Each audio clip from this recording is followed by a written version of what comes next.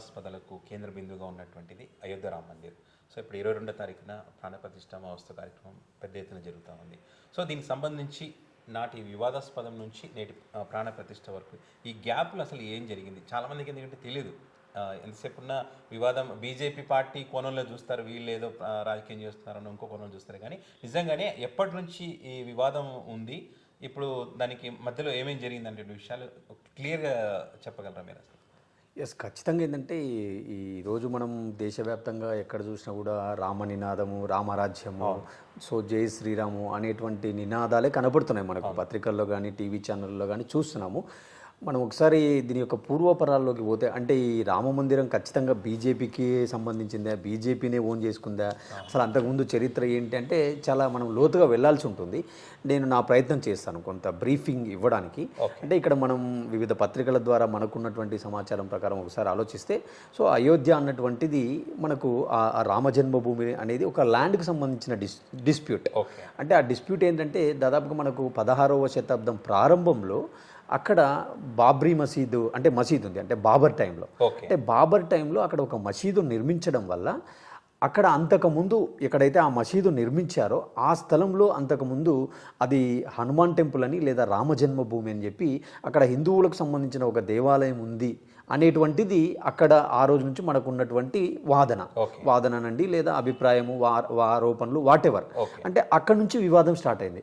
అంటే ఆ 16వ శతాబ్దం బిగినింగ్ నుంచి ఈ వివాదం కొనసాగుకుంటూ వస్తుంది. తర్వాత బాబర్, తర్వాత అక్బర్, మనకు తెలుసు మొఘల్ చక్రవర్తుల చరిత్ర. తర్వాత అక్బర్ కూడా దాన్ని కొంత సముదాయించడము, తర్వాత అక్కడ ఆయన టైంలో కొంత హిందూ దేవాలయాలు నిర్మించుకోవడానికి కూడా మిగతా ప్లేస్లో ఆయన కొంత ల్యాండ్ అలొకేట్ చేశారని చెప్పి మనకు ఇక్కడ బుక్స్లో మనం చదవడం చూస్తున్నాం. సో అంటే ఈ వివాదం 16వ శతాబ్దం ప్రారంభం నుంచి కొనసాగుకుంటా అలాగనే తర్వాత మారినటువంటి చక్రవర్తులు కానీ ఆ రోజు ఉన్నటువంటి రాజరికాల్లో కూడా వాళ్ళు కొందరిని గౌరవించుకుంటూ రావడము, కొంత హిందూ టెంపుల్స్ను రీబిల్డ్ చేయాలని చెప్పి చేయడము, మళ్ళీ దానిపైన ఎక్కడైతే హిందువులు టెంపుల్స్ కడితే అక్కడ మళ్ళీ ముస్లిమ్స్ ఉన్నాయని చెప్పి ఇట్లా గొడవలతో అది నిత్యం మనకు నలుగుతా అనే వివాదాస్పదంగానే ఉంటుంది దేశవ్యాప్తంగా.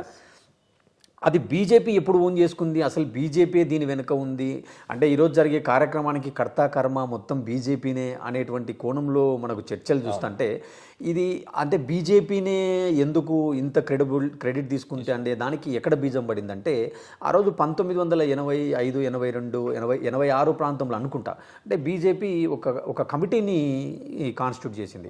ఎల్కే అద్వానీ గారి నాయకత్వంలో ఒక కమిటీని వాళ్ళు ఫామ్ చేయడం జరిగింది. అంటే ఆ కమిటీ యొక్క ప్రధాన ఉద్దేశం ఏంటంటే మనం ఎక్కడైతే బాబ్రీ మసీద్ ఉందో ఆ స్థానంలో మనం ఖచ్చితంగా రామ మందిరాన్ని అక్కడ రీబిల్డ్ చేయాలనేది ఆ కమిటీ యొక్క ప్రధాన ఉద్దేశం. సో ఆ కమిటీ 1984లో ఫామ్ అయిన తర్వాత ఆ రోజు బీజేపీ మనకు తెలుసు, అంతకుముందు మనకు జనతా పార్టీ ఉండేది 82 ముందు వరకు. సో 82లో మనకు భారతీయ జనతా పార్టీ ఫామ్ అయింది.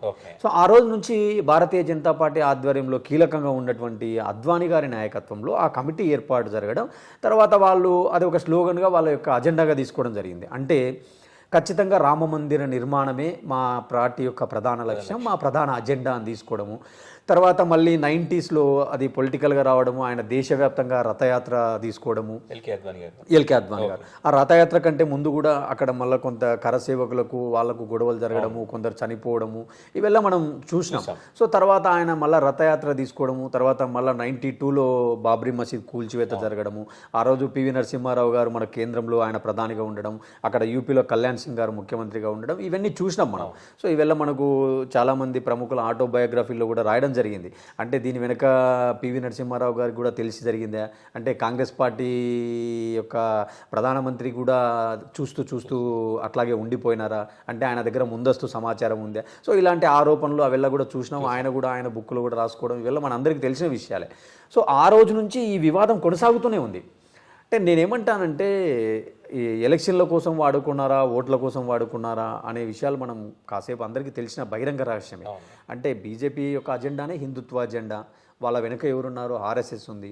ఆర్ఎస్ఎస్ అంటేనే మనందరికీ తెలుసు, ఒక సైడ్ వాళ్ళు ఏమంటారు, విపత్తుల సమయాలలో మిగతా సమయాల్లో సేవా కార్యక్రమాలు చేసినప్పటికీ కూడా వాళ్ళ యొక్క ప్రధాన అజెండా వచ్చేసి ఖచ్చితంగా హిందూ పోలరైజేషన్, హిందూవాదము, అలాగే మన సాంప్రదాయాలు కొనసాగాల, మన సనాతన ధర్మం కొనసాగాల, వసుదైక కుటుంబం కొనసాగాల అనేది వాళ్ళ యొక్క అజెండా.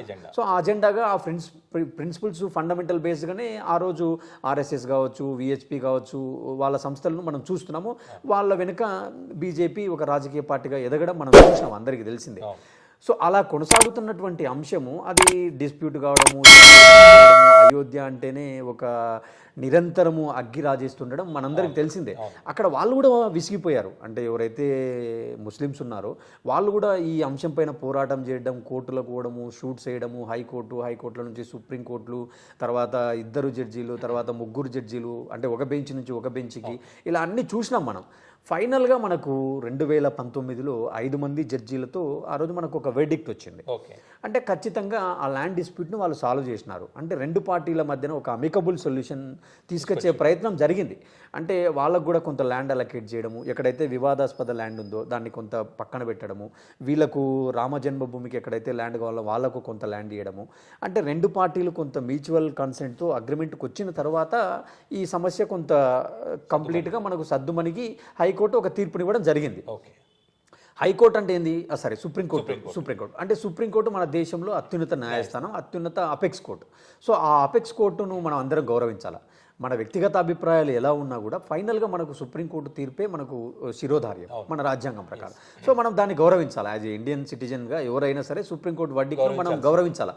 తర్వాత దాని మీద కూడా రకరకాల రాజకీయాలు రకరకాలుగా మనం మాట్లాడడం చూసినాం. ఆ రోజు ఆ తీర్పిచ్చినటువంటి 5 మంది న్యాయమూర్తులలో తర్వాత ఒకరు రాజ్యసభకు నామినేట్ అవ్వడం, తర్వాత మన ఆంధ్రప్రదేశ్ గవర్నర్గా కూడా ఒక వ్యక్తి ప్రమోట్ కావడం, సో వాళ్ళపైన కూడా చాలా విమర్శలు చూసినాము.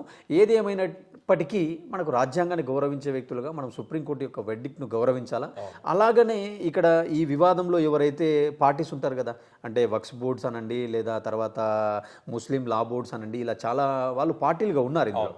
సో వాళ్ళు కూడా ఏం చేసినారు ఫైనల్గా, ఎస్ మేము కూడా we welcome the verdict of supreme court అని చెప్పడం మనం చూసినాం. అంటే అంతటితో ఆ వివాదం సద్దుమణిగింది. సో సద్దుమణిగింది తర్వాత ఈ రామ మందిర్ యొక్క టెంపుల్ నిర్మాణ ప్రక్రియ స్టార్ట్ అయింది.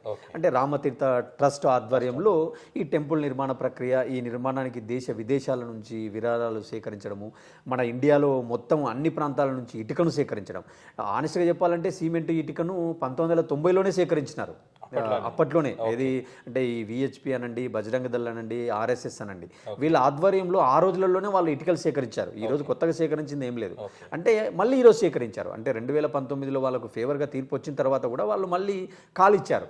అంటే దేశవ్యాప్తంగా ఉన్నటువంటి అన్ని గ్రామాలకు మనము రాముణ్ణి దగ్గర చేయాలనేటువంటి కోణంలో, అందరినీ భాగస్వామ్యం చేయాలనేటువంటి కోణంలో వాళ్ళు ఇలా పిలిపివ్వడము, దేశంలోని నలుమూలల నుంచి కూడా ఇసుక, ఇటుకలు ఇట్లా అన్ని ఎవరికి చూస్తున్నాం కదా మనం, అందరూ పంపించడం జరుగుతుంది.